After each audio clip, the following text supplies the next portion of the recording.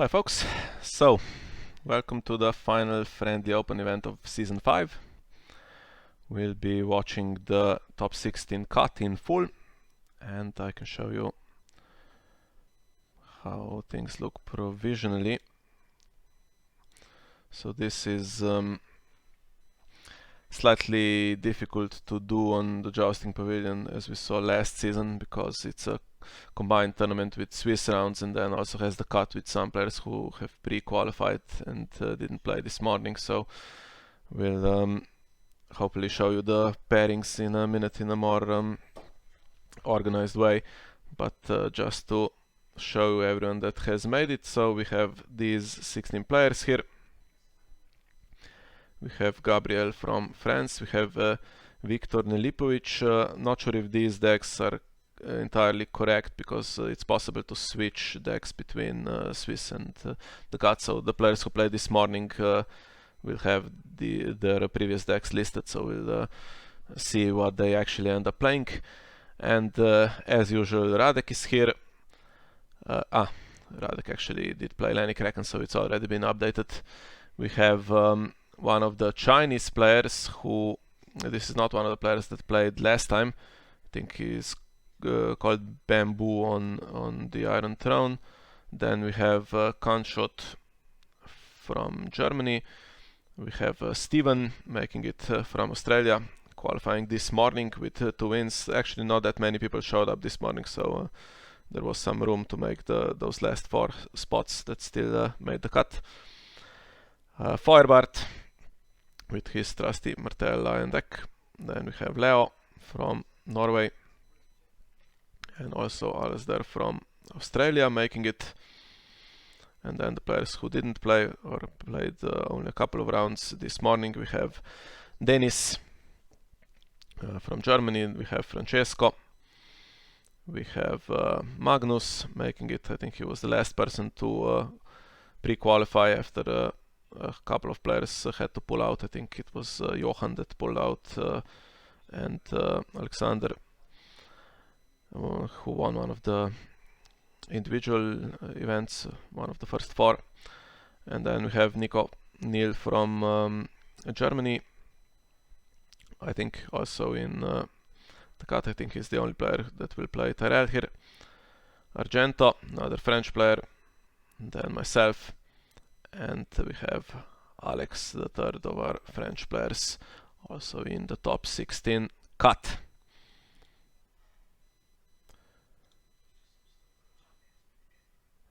Okay, so the pairings should be correct now. Let's see if we can see them. Yeah, so this is how things look. And first of all, since I am involved, until I get knocked out, you will have to watch my games, unfortunately, and I play Denis, so very likely that there will only be one game. And if I click on the bracket, I think this is on this occasion going to be correct. We had some problems last season with this, but I think this is how it looks, and we'll have a look at that after the game ends.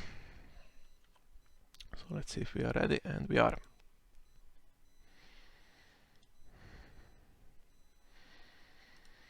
Yeah, 1 card too many, I called it, because I couldn't get rid of that 61st card.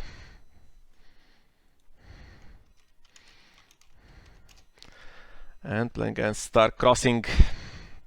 This is going to be tough. And since we cannot set up Joren, this is not that great. I can only spend 5 gold on setup. I think I have to mulligan this one.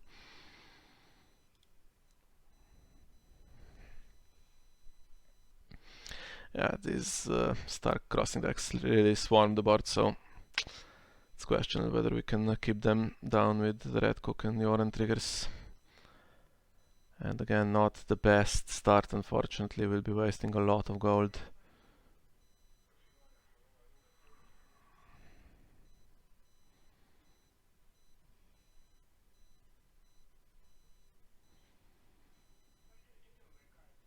Mutiny as well, so maybe.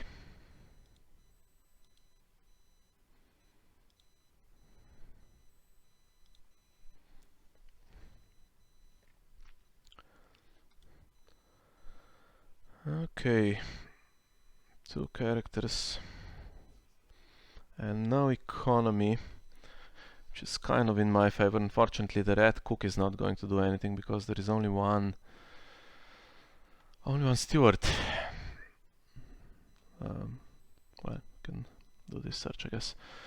So let's go for that naval and hope we get winter reserves or something like that. Winter festival, unfortunately. Bad one for me, but at least it stops the opponent playing any kind of economy plot in the first round. So unless it's passing the black gate, there won't be a super swarm coming in. I'm not sure if She-Bear is the chosen restricted card here for Dennis. That would be very bad for me.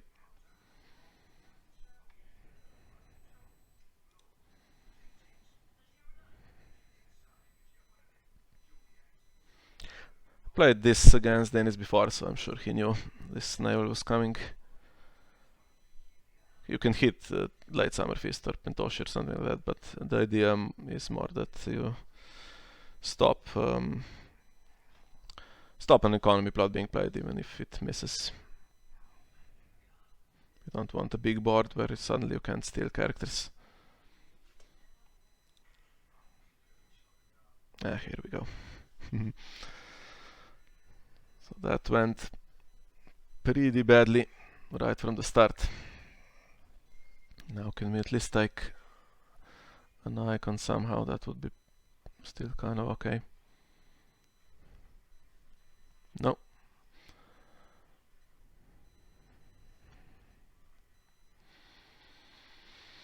Okay.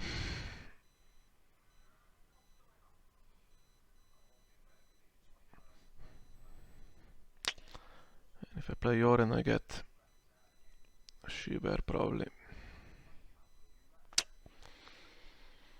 And then Yoren basically blocks my mutiny, which is also not ideal.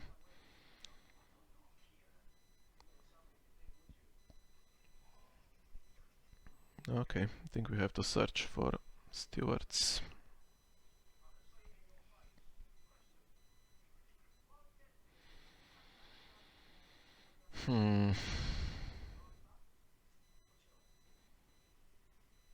Yeah, we just search.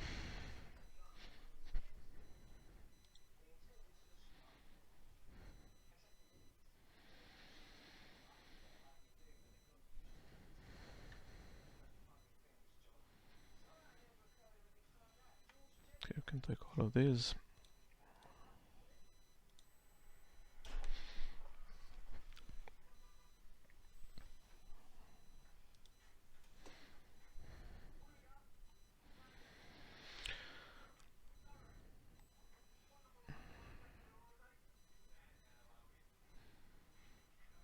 Okay, Maester Raymond will be discarded for mutiny.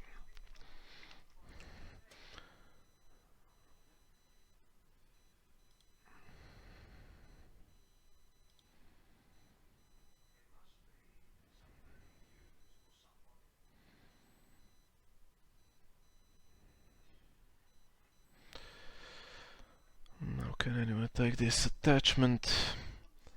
Fortunately not. It only goes on Clydas really.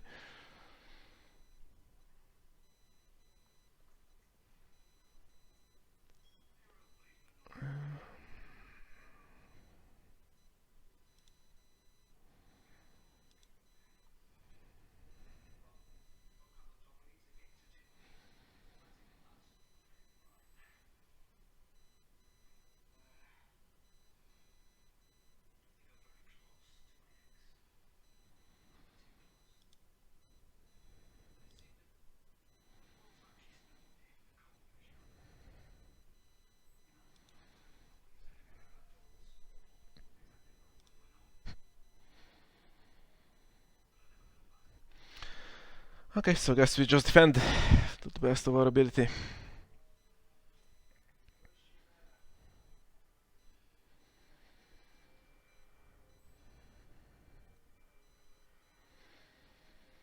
Guessing our power icon will be intimidated.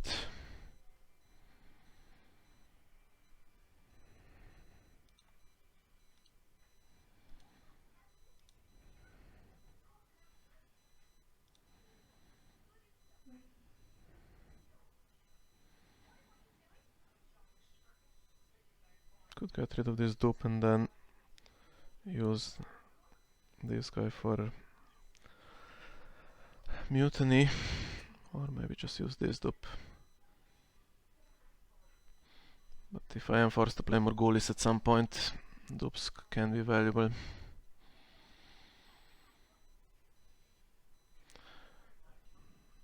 And if I use Aemon for the save, then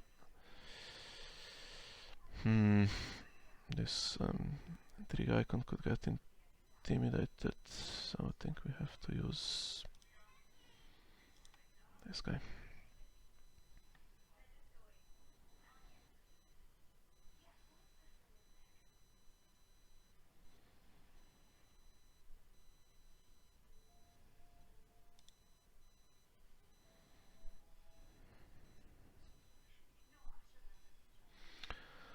Okay, stealth anyway.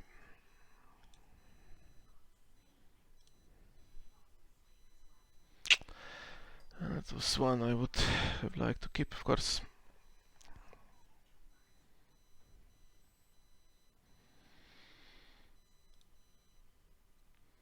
And there goes my power icon and Superior Claim. No.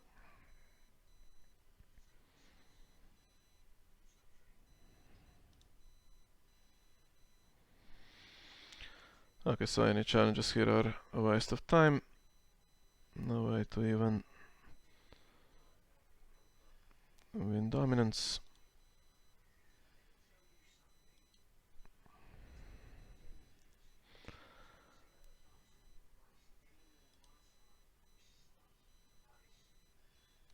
Let's get rid of Grey John.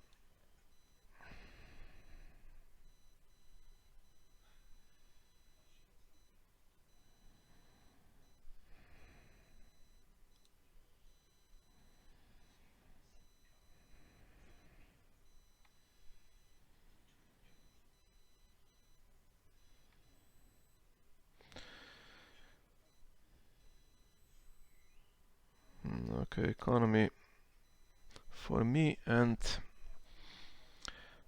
draw for him, which sucks for me, I guess.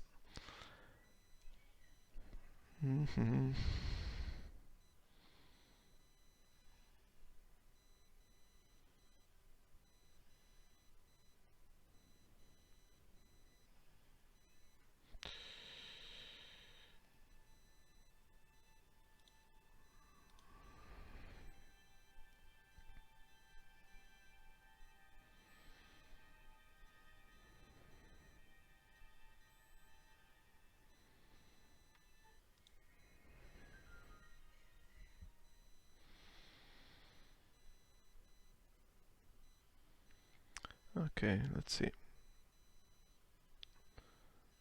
So the Harris could be useful in this game eventually.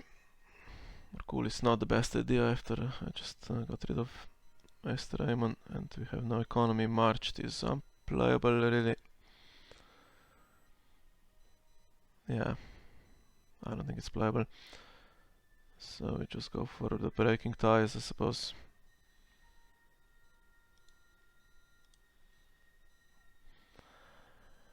And if this hits Kleidas, sad day for me again.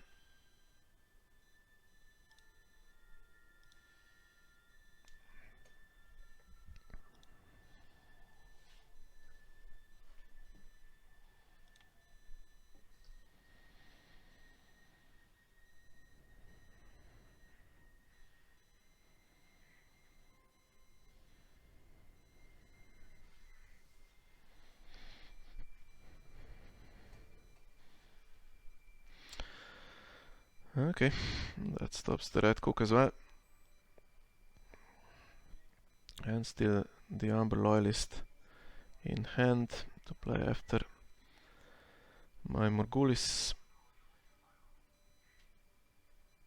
Okay, let's make the calculation. So we have 7 gold with the King's Road and Fealty, 4 for Kleidas, who can't steal anything, and then we can play Old Forest Hunter, who is a useful loyal character.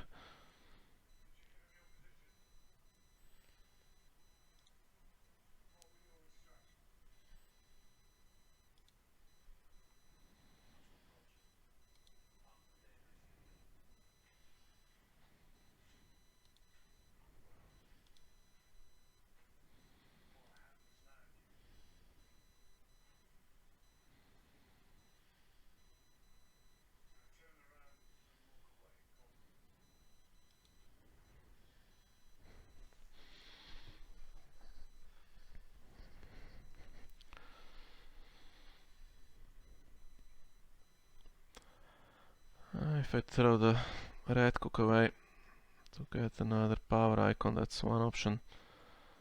Hope draws something in taxation at least.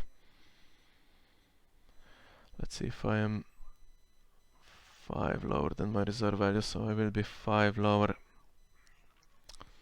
He draws 2. So it's kind of possible to do that, I guess. Let's do it. Actually forgot to use my Fealty, that's gone now. That's pretty stupid. Let's skip it.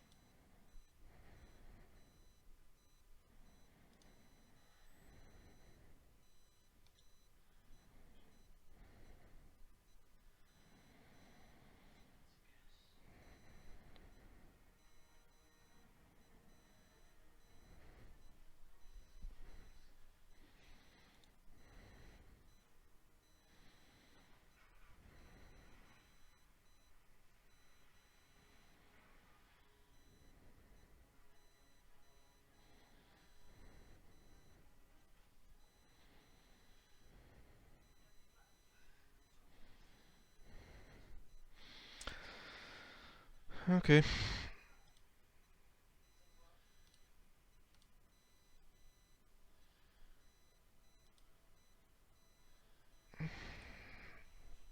No preference here.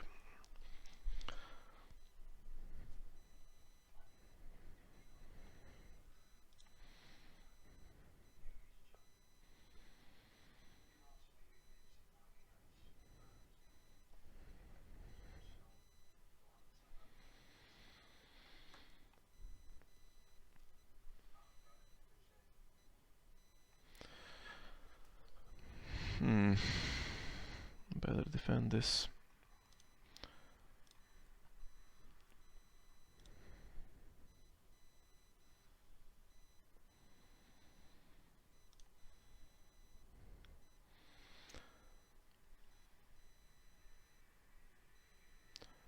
Okay, we can force Arya to defend, but Bran stays standing for dominance whatever happens, so unless I use my Forest Hunter, so let's just do the intrigue here.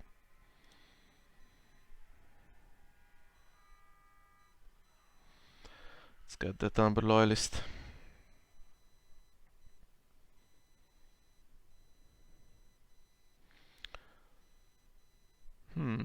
Okay.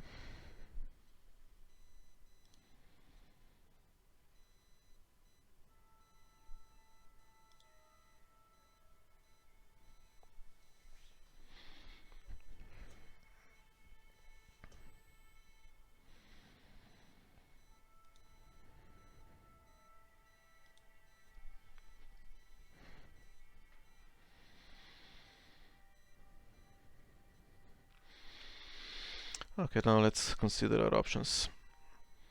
So if I play Morghulis, whatever I return to his hand is not very good for me. Northern Armory I could return, that makes it difficult to get to re-establish the board, but then it comes into play standing again. Or I return my own character, shuffle this guy and return Hobbit so that he survives, then I have 3 stewards and Red Cook takes something. I guess that's one thing I can do, so let him draw first.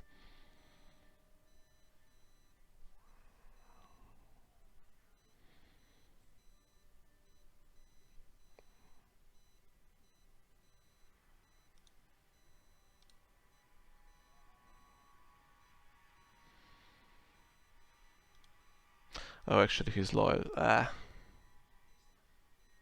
Choose a non-loyal character. Well, that doesn't really suit me that well. And Arya is useless to return because... Okay, in that case, let's save Hope from dying.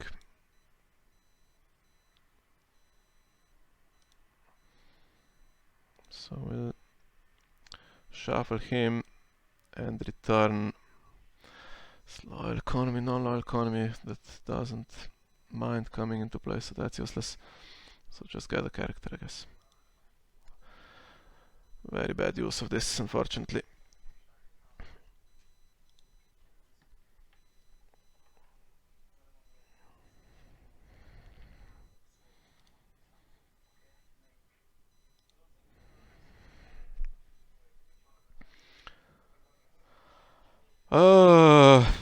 Okay. That's nice.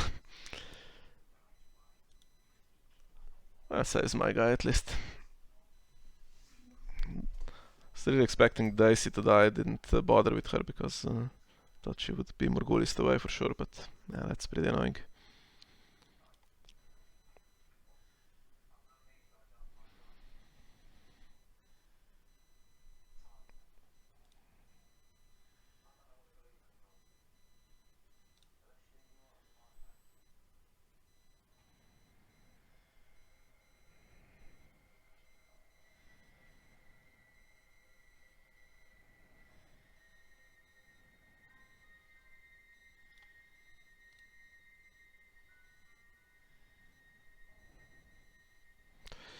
No, that's fine. Just take 1 gold.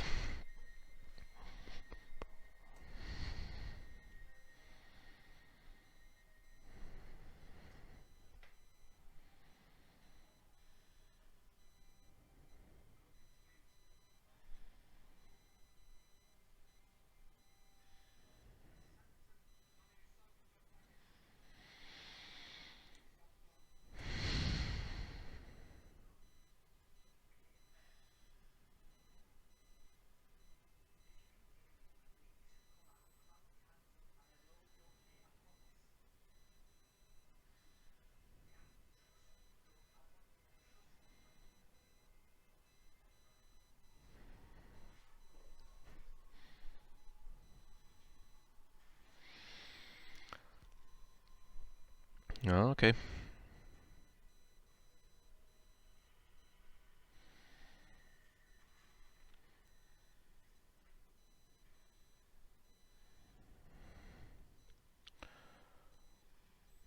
And Bran to cancel the red cook.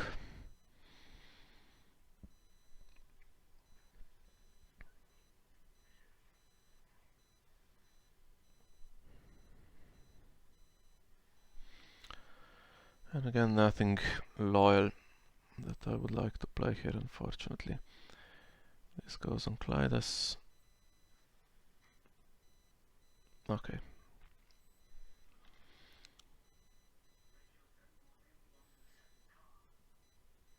Let's get rid of Bran.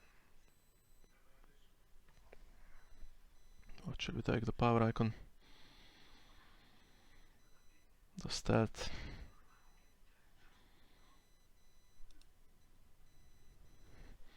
Yeah.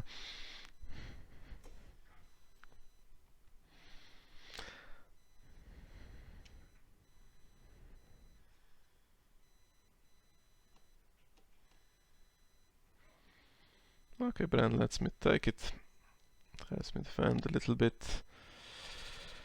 And then I have this I can play on Clyde as something can come in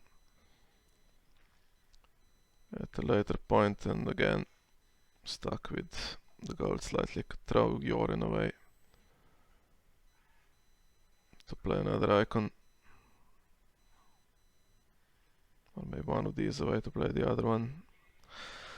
White 3, is the game gonna last long enough so that I can do anything? So any plot here, there won't be enough gold to play out the white 3s, I guess.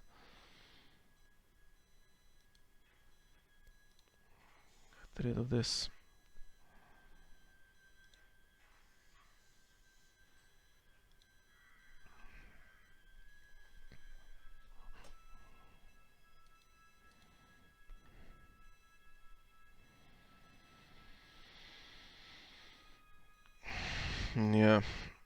Yeah. And now also another problem I have is the crown.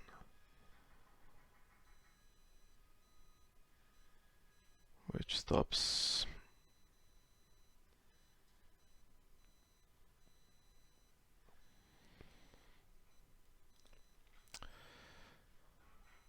I have to defend this. Otherwise I need to claim one of these two.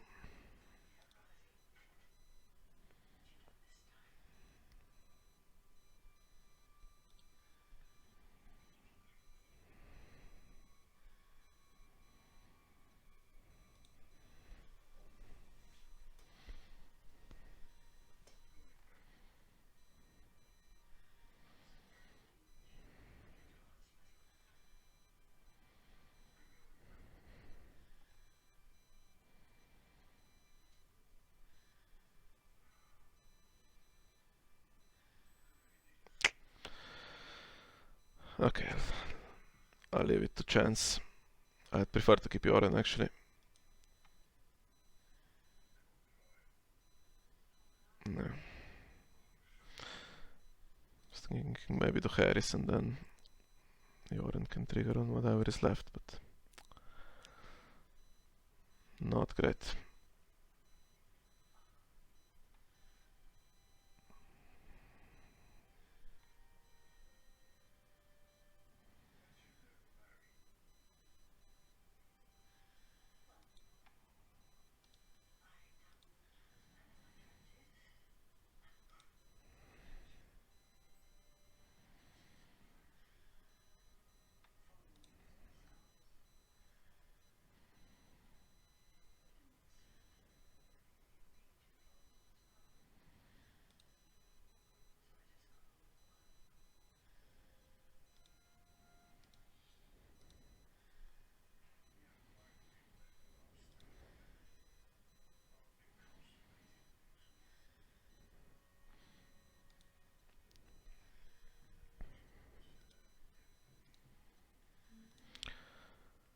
Put this into play to tie dominance at least.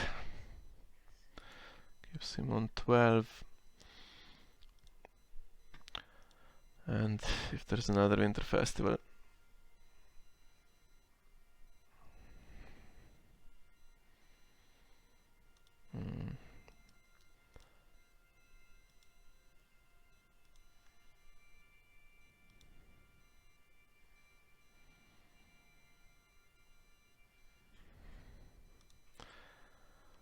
So 2 red cooks available. If I play Annals, then Brand cancels 1. I have 2 stewards. So nowhere near enough to take dicey.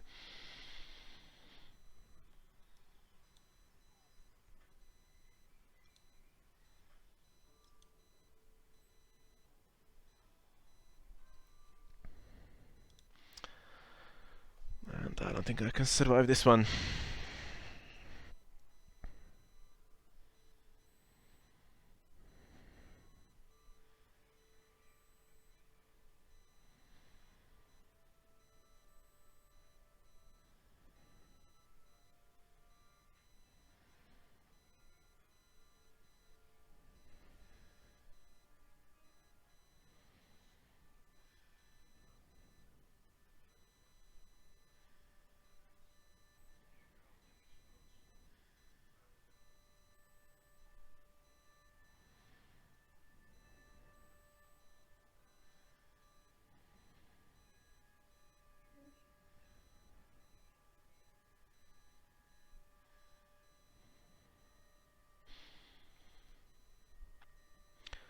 If dicey stays, that leaves room for another couple of characters.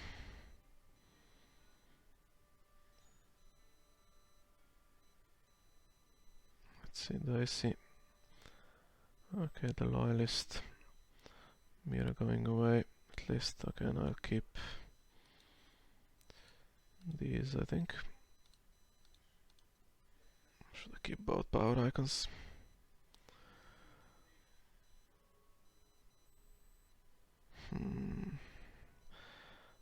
No reason to overthink it. I don't think it's possible to. come back anyway.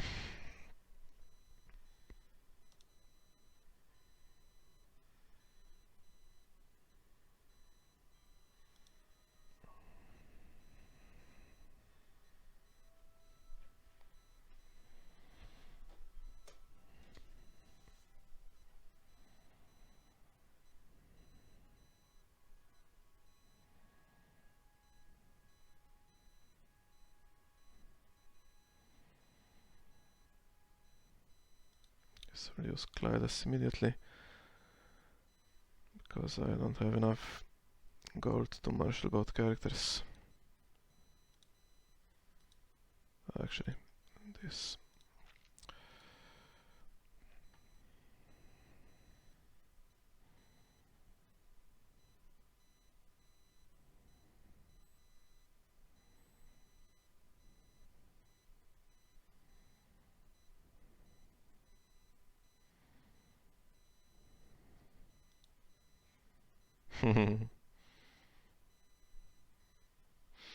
And if there's nothing with 2 cost, then the recruiter can't take it anyway.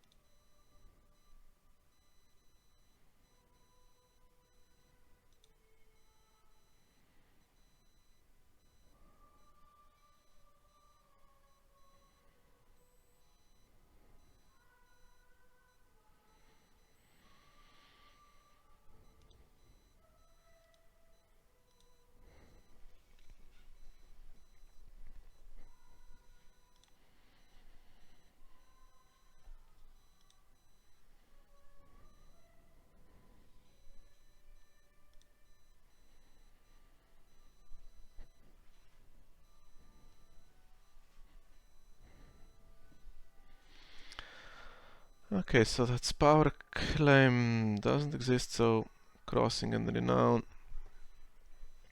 and we need to oppose it.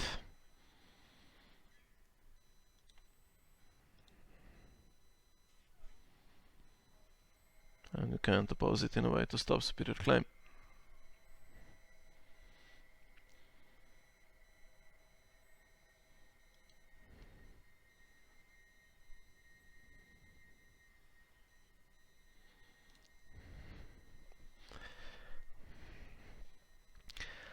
Okay, now, can we magically blank the Winter Festival? No.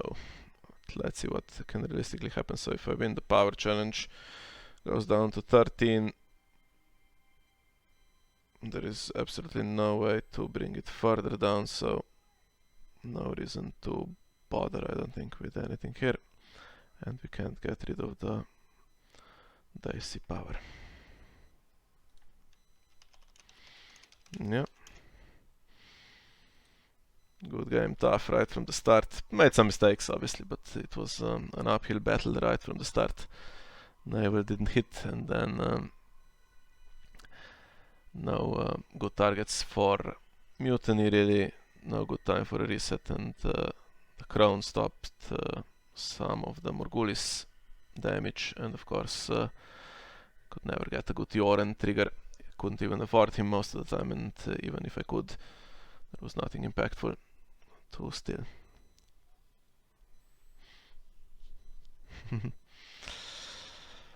Yeah.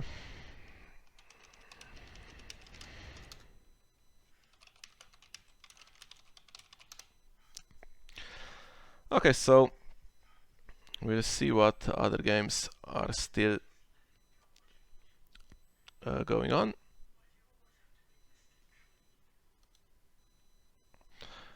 Okay, so there were 8 and quite a few have finished. So what would be your preference? I kind of like this one. The Martell matchup with Feuerbart playing Martell Lion. That's the deck that won the Canadian Nationals, I think. And we have Steven,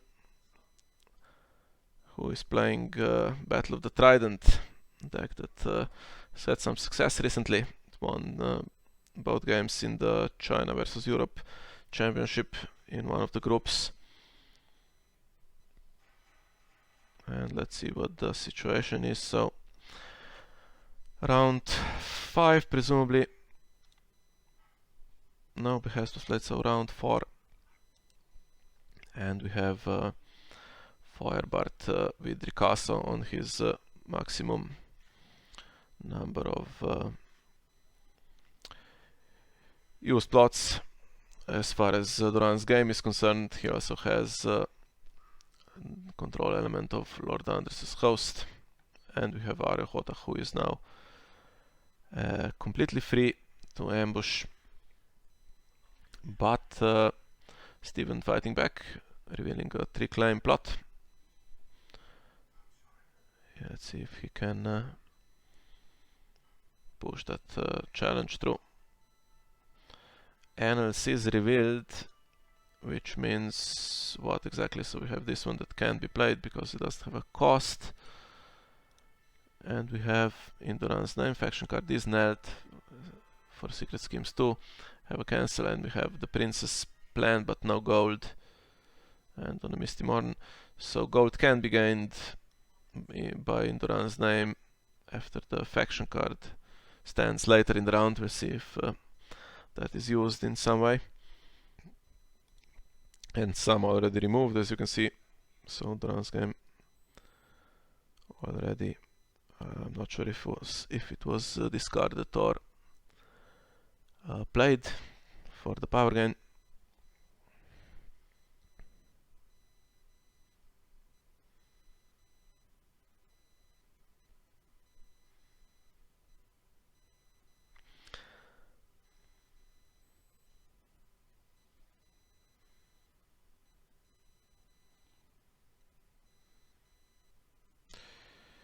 Some damage done by the 3-claim military, but not that much. And now the Tattered Prince comes back. And what really needs to happen, of course, is push through that 3-claim power challenge, which then swings it. It would be 10, 6 plus Renown. Cast on Grey Nelt. Assaulted presumably by the host.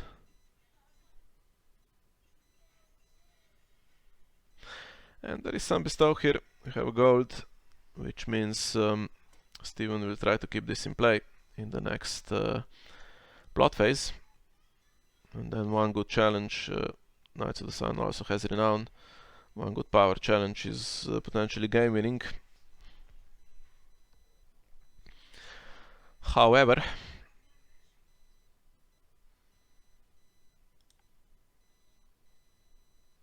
Misty Morn will take something from the dead pile, and the host is a constant threat, and if something big comes in, it can remove both of these Renown guys potentially.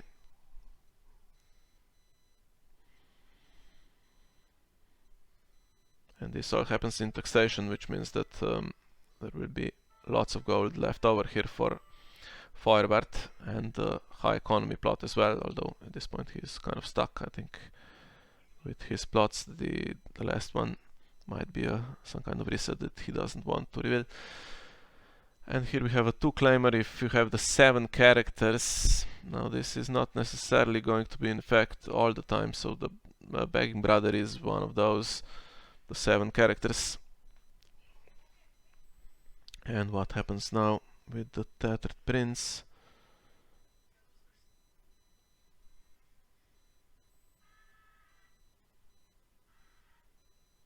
Oh yeah, of course, so no reason to bestow him because the plots have returned from the Battle of the Trident agenda because there is only one plot left. And now, of course, plus the plot that returns to the used pile does enter the used pile for the purposes of the Tattered Prince. So his fourth reaction triggers, and it triggers on each of them.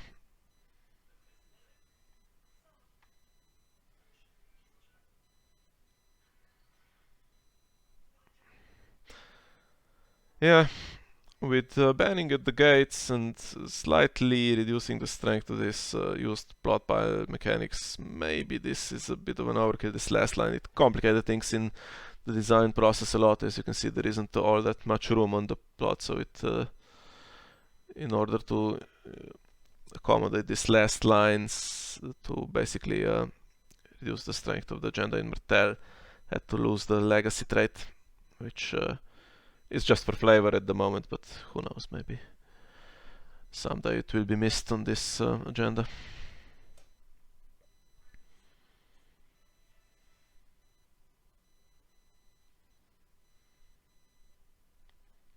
Now we can basically see Steven's entire plot deck, so obviously Behest is very useful in this because it can be revealed in the challenges to reveal something else.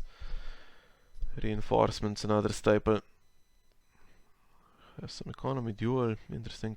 Heads on spikes, desperate attack, the tree climber, wildfire. Marched, he has the warrior, and then last one is unknown. Seizing the iron bank, but 15 gold in the gold pool, so no big deal really.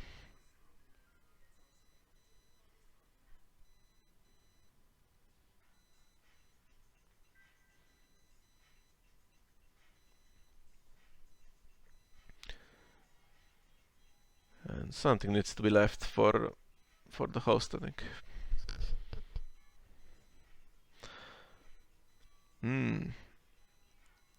Good milk target, one of the few armies that can take a milk of the poppy.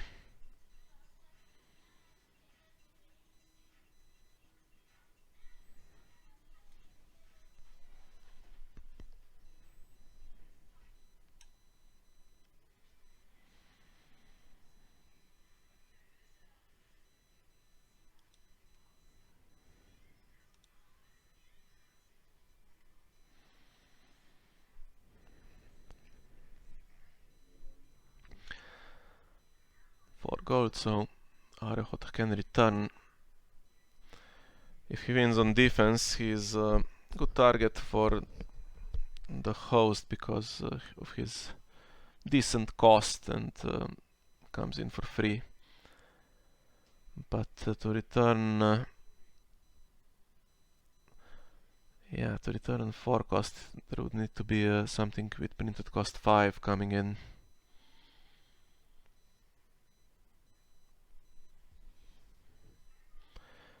None of the usual suspects have 5, I think, in Martell, unless you're, of course, using Core, Ariana, or something like that.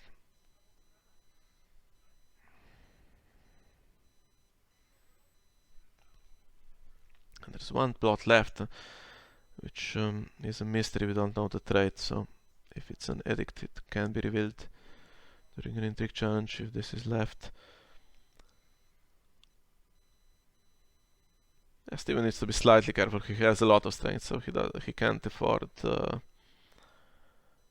do a challenge that he can lose by 5 here. So we have 1 Doran's game removed from the game,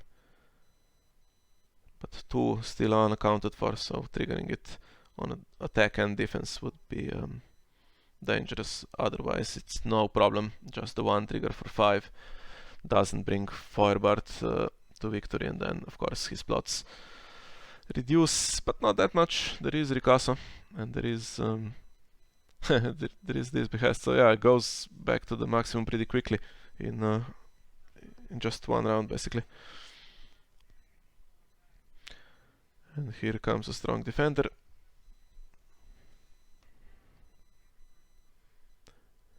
Now it is possible to defend this one with 20.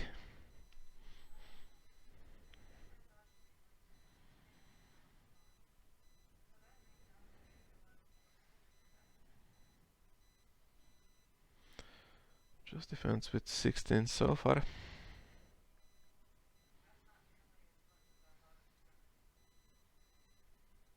Which stops the 2 claim.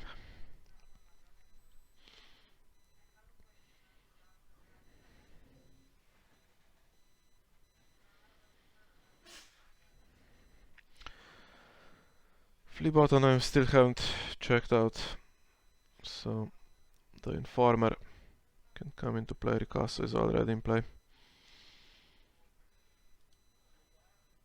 Not that crucial here.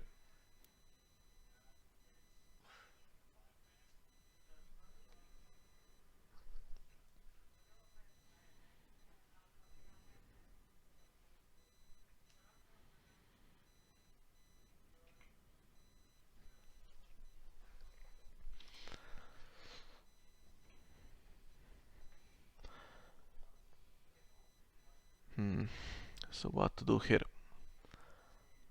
The threat of house trigger remains, but it's slightly reduced. It's only 2 cost now, 2 gold left, so it's questionable whether something really big can come into play.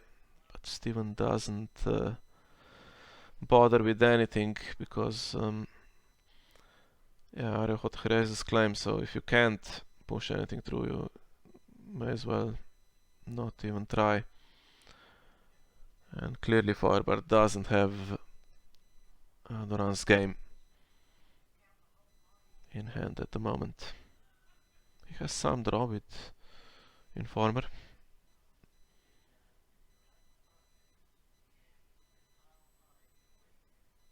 One per round though.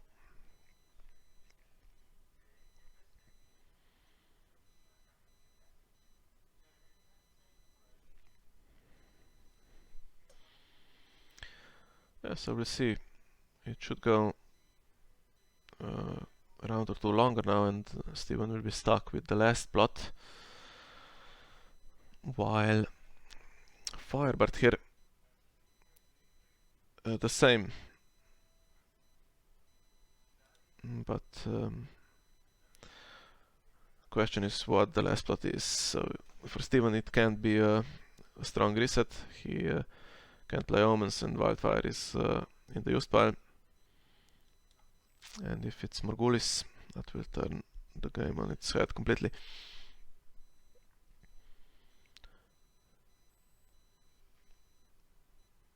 Feuerbart going for the power challenge, that's the one that is really important for any power gain here. Along of course with the threat of Duran's game. Okay, so 4 strength defender coming in, which means he can defend this with 13. But now, yeah, now something will be coming in with Fleabottom, so to take the icon away. Still nothing useful for the host.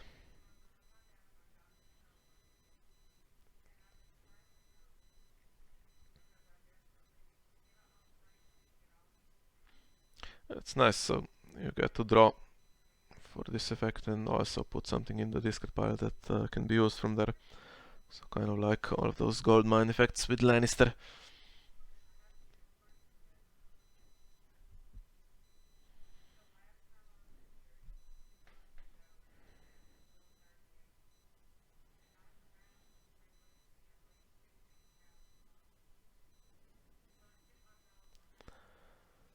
Dominance died, and the game really close as well.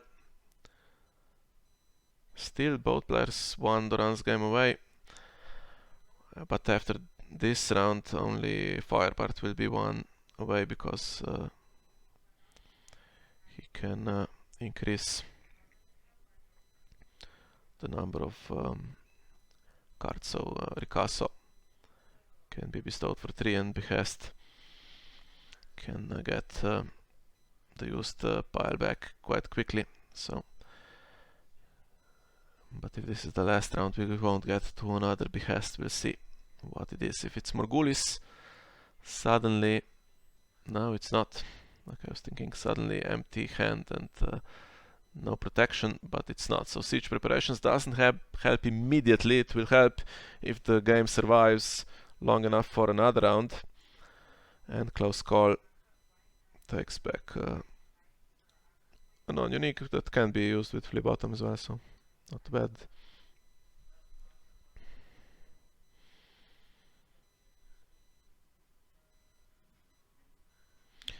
But now all of those plots available for Steven to be, of course, to be revealed.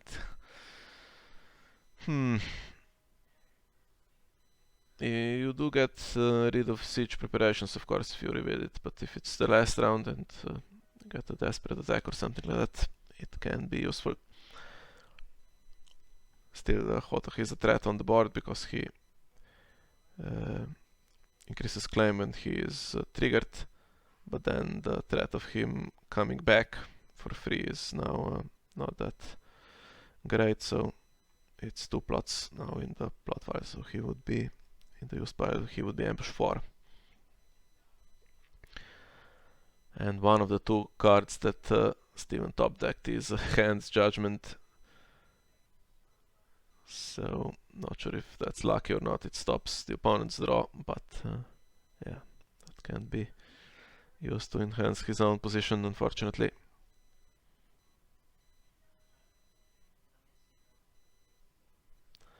His knight's losing now as well.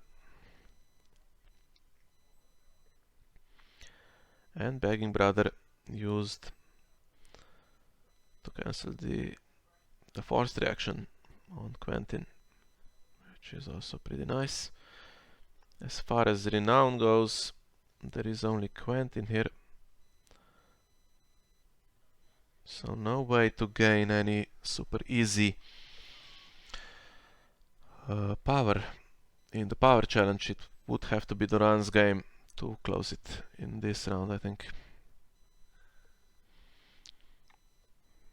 Picasso is on 2 non-spy cards, so he can be boosted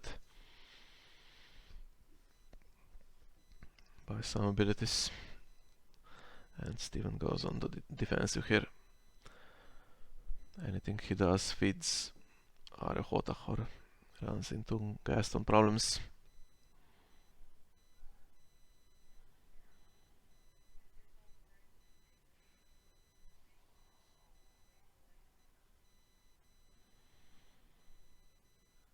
Yeah, he'll go for the 8 cards with siege preparations.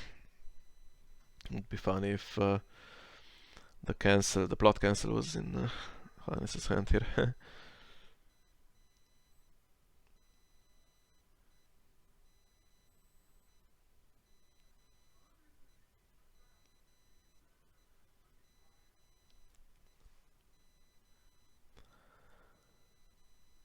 Still pretty obvious that he doesn't have the runs game, so just going for challenge, he wins for sure. Gets some renown. He's committed so much that he will lose dominance now.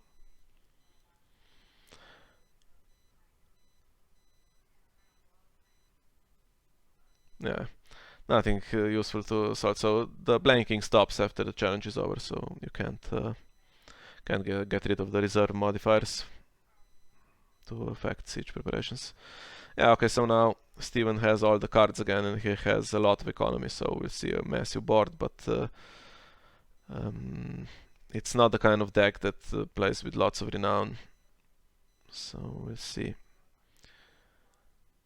what can be done. So what happened to the prince last round? I think he's still alive and in shadows.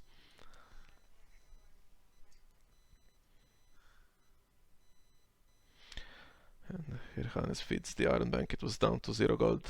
Feeds it again. That's really nice if you can do that. I always get stuck with an empty iron bank when something removes the gold from it. Wildfire Assault evens the board state. It will be 3 against 3, and then lots of characters coming out for Steven. Now what do you do here?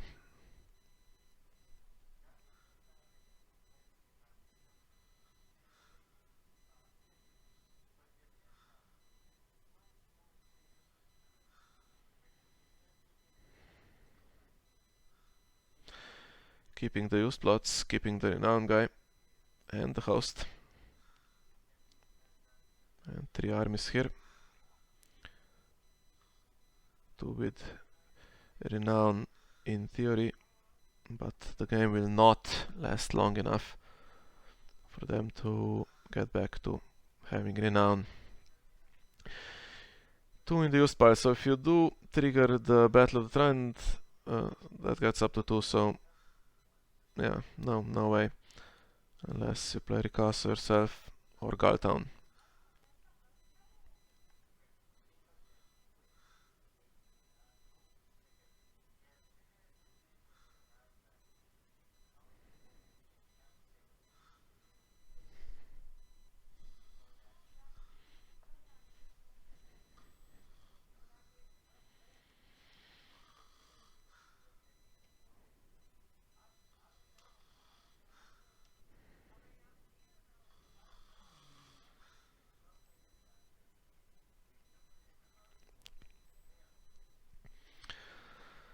Nine gold, making the calculation.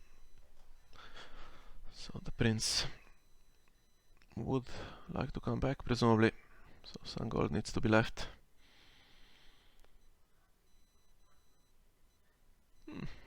Okay. Not the worst thing.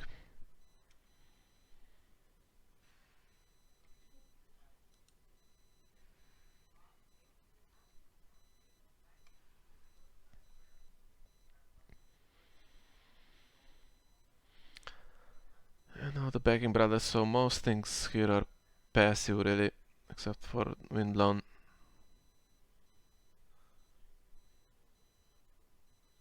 Still bestowing 2. Quentin is fine this round.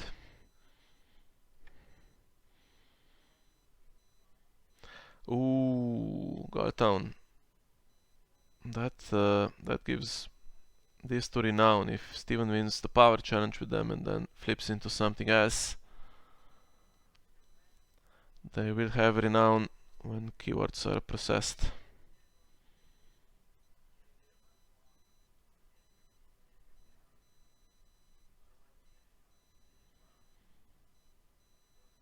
Still not an immediate danger. 10 and still Gaston available to get rid of this guy, for instance. Unless, of course, it gets assaulted before.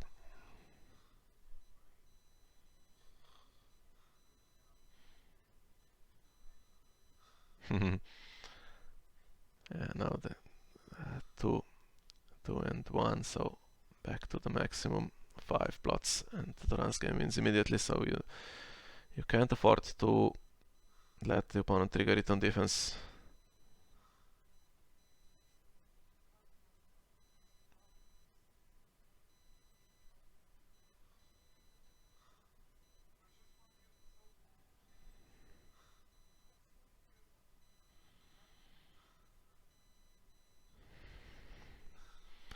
And 8 gold left. Prince is only 3, so he might be going back to hand with Lord Anders's host. Okay, so going for this first. That assaults something useful here. What will it be?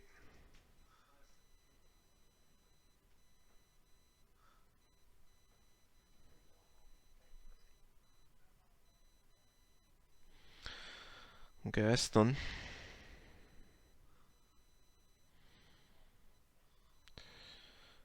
But not quite enough to nail it if Feuerbart defends with everything.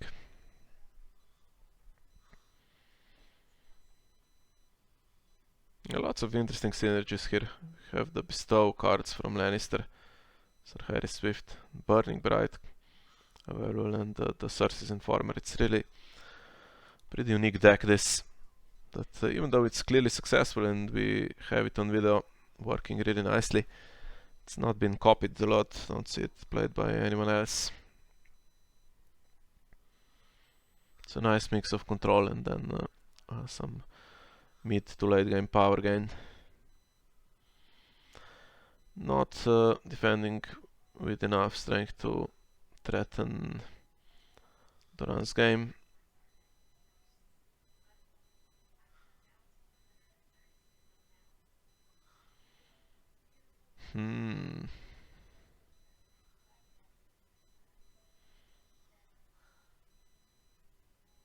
Yeah. Nice attempt, but I did say there aren't many triggers. It's mostly passive, but yeah, important to make sure. No, he does win by 5, but it's clear that he doesn't have the runs game in hand. And Gaston stays alive to stop any shenanigans on the power challenge. Need your faction card, says the Battle of the Trident, so now it's impossible to get to 3 in the used pile because it was nailed by the Iron Bank will have its due. So I don't think Steven can get to 15 here in this round, and the time has expired. So now it's just a question of staying ahead, but he needs to do a challenge, a power challenge, and then there will be enough gold and flea bottom possibly, 2 cards in hand for some sort of counter attack.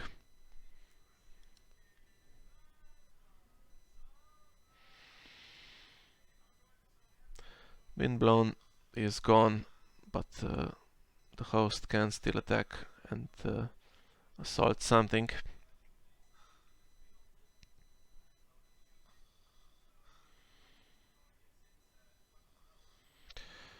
Yeah, not sure where we are exactly, so if the challenge is resolved, there is an action window.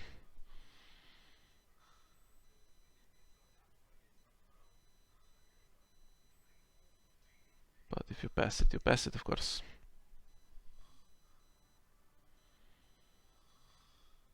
Can't see in the log where we are exactly. It usually says here waiting for the opponent or whatever. If it's your turn, it's either the action window or the part where you declare a challenge. So Steven is first player and he's done an intrigue challenge. Yeah, both players have passed the actions, so Steven passes. Of course, there will be another action window before the next challenge is initiated.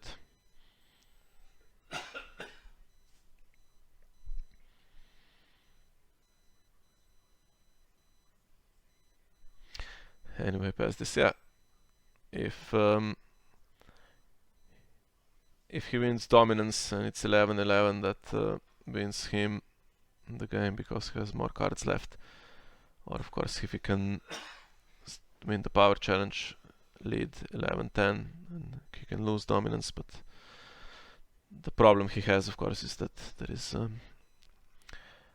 Feuerbart has his turn after, and well, you never know. Maybe there is nothing in hand. So if you get rid of flea bottom, but I'm guessing there is something.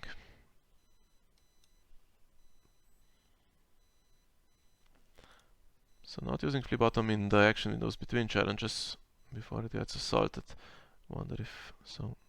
Tattered Prince is still alive. He has renown and decent strength.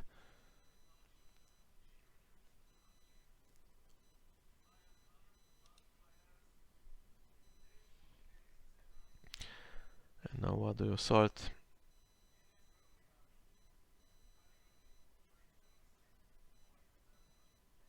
Flea bottom assaulted, so can't be used and will be nailed if Steven wins, but Don't think he will win.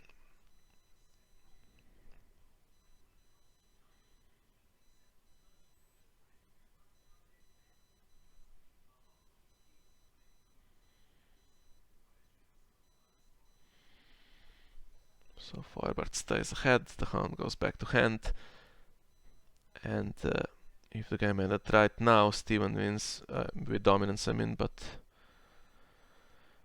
since Quentin forces both of these to nil, that's not a realistic option.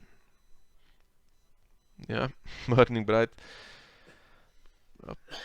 Strong event from the Hear My Words pack, one that has been played the most of all that were released in that pack, and if it does bring some really strong characters into play, you can feel it, of course.